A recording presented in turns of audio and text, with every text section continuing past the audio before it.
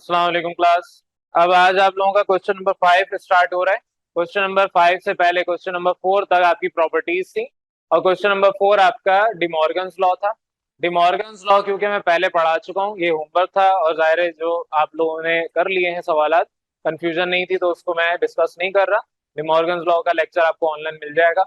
तो De Morgan's law आपको जो पढ़ाया है उसी तरीके से अब आपके यहाँ क्वेश्चन नंबर 4 में वैल्यूज गिवन थी, आपको उसको सॉल्व करना था। प्रूव हो गया होगा।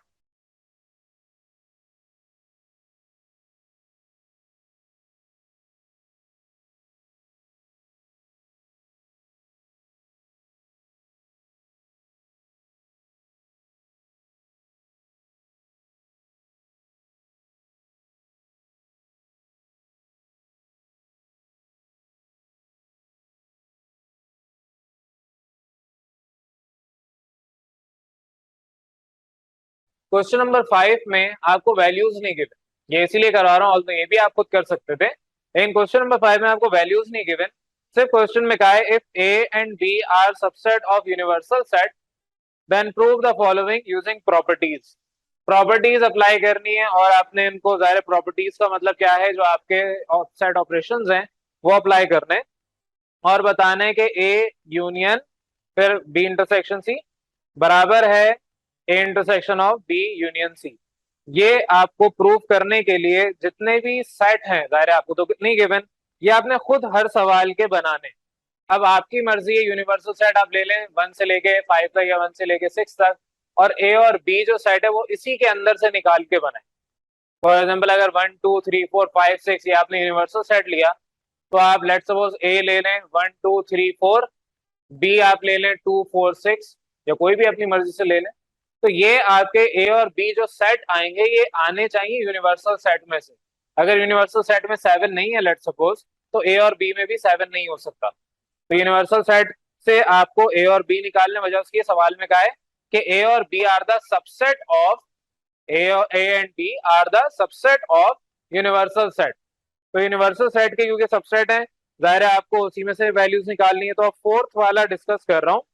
फोर्थ वाले सवाल में आपसे कहा है, अच्छा थर्ड तक, ये जो आपके फर्स्ट से थर्ड पार्ट है इसमें आप एक ही दफा जो वैल्यू सिलेक्ट करेंगे वो यूज कर सकते हैं, लेकिन फोर्थ में एक कंडीशन दे दी कि A is a subset of B. पहले क्वेश्चन नंबर 5 में क्या कहा है 1 से थर्ड पार्ट तक कि ए और बी दोनों सबसेट हैं यूनिवर्सल सेट के, लेकिन स्पेसिफिकली इस पार्ट में कहा है कि A is also a subset of B और ये दोनों सबसेट हैं यूनिवर्सल सेट के। तो सबसे पहले हमें यहाँ पर सोल्यूशन की हेडिंग डालनी पड़ेगी, बल्कि प्रूफ की हेडिंग डालनी पड़ेगी और बताना पड़ेगा कि हमारे पास यहाँ जो वैल्यूज हैं वो क्या हैं। तो आपने प्रूफ की हेडिंग डालनी है। अच्छा मैं अब एक ही मार्कर इस्तेमाल कर रहा हूँ, आप लोग इसको जिस तरह पीछे वाले सवाल कर रहे हैं वैसे ही स्टैंडर्ड पैटर्न में करेंगे। तो पहले आप बताएंगे, आप लें लेट करें यू यानी यूनिवर्सल सेट। मैं लेट सपोज 1 2 3 4 5, चलें 6 भी ले लेते हैं। ए आप ले लें 1 3 5 और बी आप ले लें, क्योंकि आपसे कहा है A should be a subset of B, तो ए के एलिमेंट सारे के सारे बी में होने चाहिए। तो अगर मैं 1 2 3 और 5 ले लूं लेट सपोज, तो ये आपके पास ए और बी दो अलग अलग सेट आ गए। ये दोनों के दोनों सेट यूनिवर्सल सेट से बिलोंग कर रहे हैं।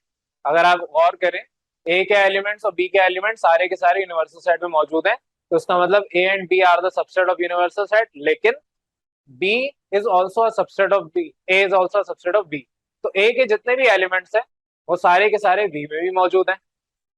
अब आपने ये खुद अपनी मर्जी से सिलेक्ट किया है, आप कोई और ए बी सी ये भी ले सकते थे, लेकिन क्योंकि 1 2 3 आसान है सॉल्व करना, तो आपकी मर्जी है, मैंने ये आपके सेट बनाए, आप अपनी मर्जी से कोई और बना लें। अब आपको ये प्रूफ करना है, तो आप यहाँ पर क्योंकि लेफ्ट हैंड साइड लेंगे तो आप यहाँ हेडिंग डालें पहले टेक लेफ्ट हैंड साइड।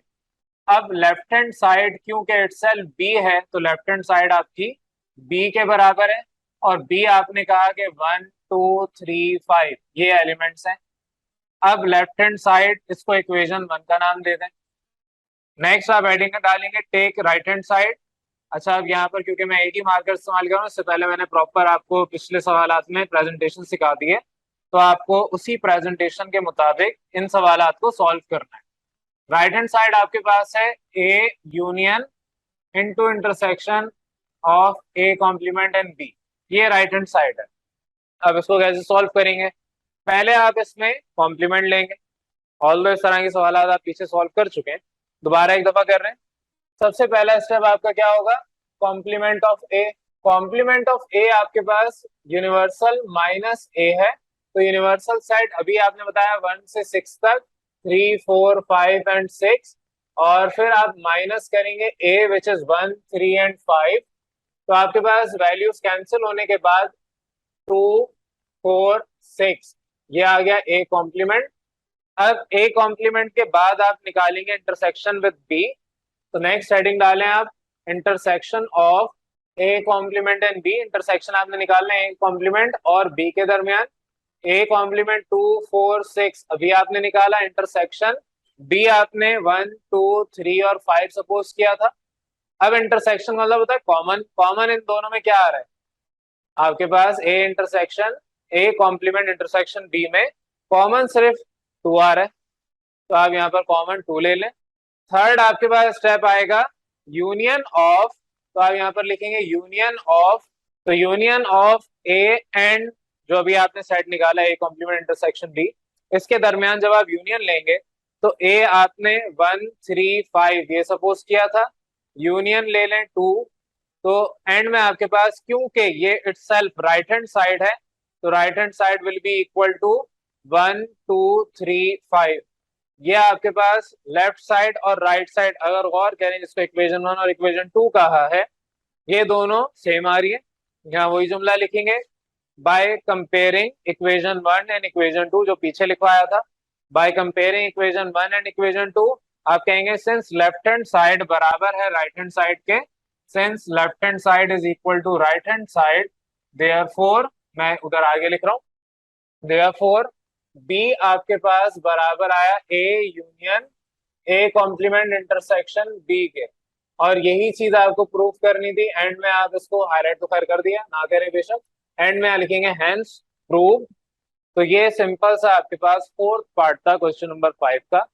अब क्वेश्चन नंबर 5 के बकिया तीनों पार्ट वैसे आपको मैंने होमवर्क दिए थे, अगर आपने कर लिए हैं वेल एंड गुड, नहीं किए तो इस पैटर्न में इसी तरीके से जिस तरह मैंने आपको प्रॉपर्टीज भी सॉल्व करवाई हैं वैसे ही आप इसको भी जैसे ये सॉल्व किया पिछले तीनों पार्ट सॉल्व करेंगे।